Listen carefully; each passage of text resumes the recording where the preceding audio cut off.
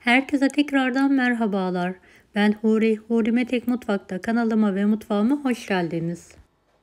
Bugün sizlere kaşarlı poğaça tarifi vermek istiyorum. Tarifimize ilk olarak hamurumuzu hazırlayarak başlayalım. 2 su bardağı ılık süt,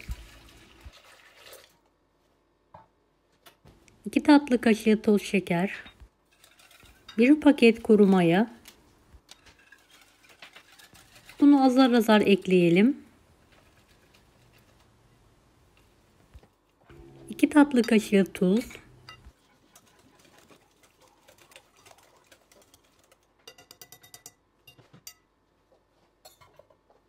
'Kalanını azar azar ekleyerek yumuşak, ele yapışmayan bir hamur hazırlayalım.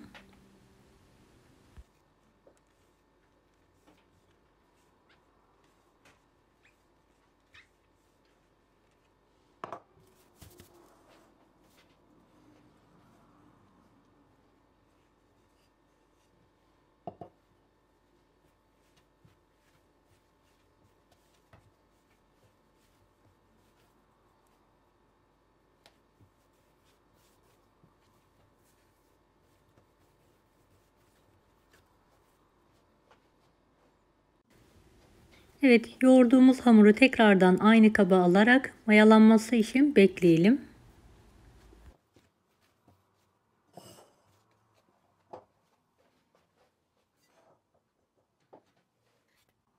Mayalanan hamuru tekrardan yoğuralım.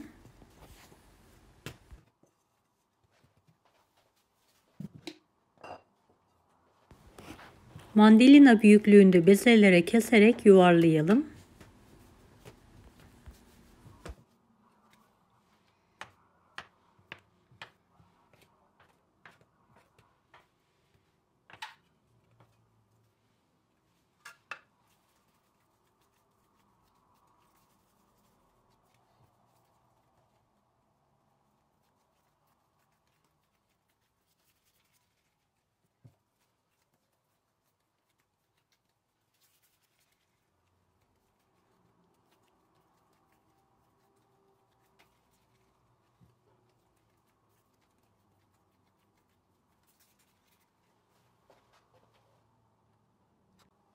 Bezeleri 5-10 dakika dinlenmeye bırakalım.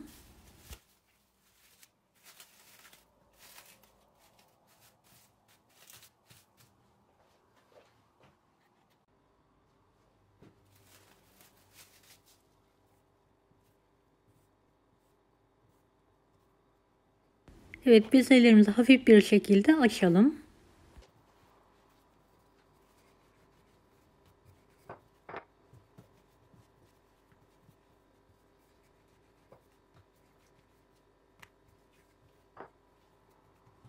Keskin bir bıçak yardımı ile şeritler atalım.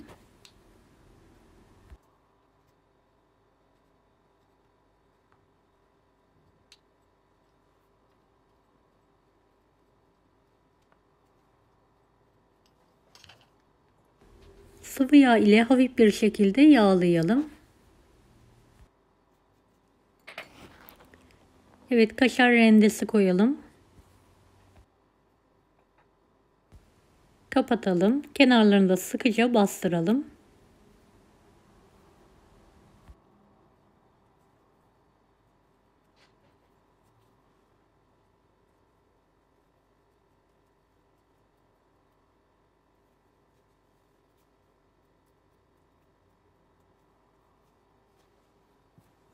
Kalan bezeleri de aynı yöntemle hazırlamaya devam edelim.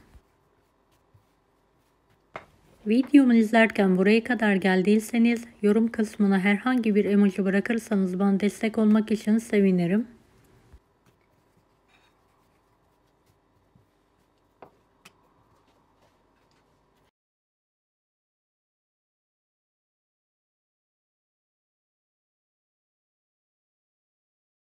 Evet, son poğaçalarımı da hazırlamaya devam ediyorum.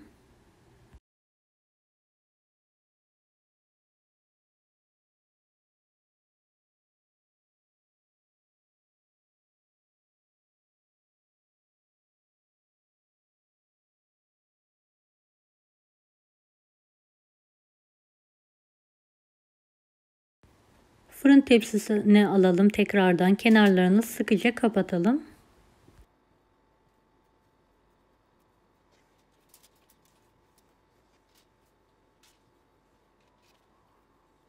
Vaktiniz varsa mutlaka tepsi mayası yaptırın. Evet, poğaçalarımızın üzerine yumurta sürelim. Daha sonra fırına verelim. Önceden ısınmış 170 dereceli fanlı fırında üzerleri kızarana kadar pişirmeye bırakalım. Evet, poğaçalarımız artık yemeğe ikrama hazır. Deneyecek olanlara şimdiden kolaylıklar dilerim. Kanalıma ücretsiz abone olmayı unutmayın. Bir dahaki videolarda görüşmek üzere. Allah'a emanet olun. Hoşça kalın. Daha farklı tarifler için bunları da izlemeyi unutmayınız. Afiyet şifa olsun herkese.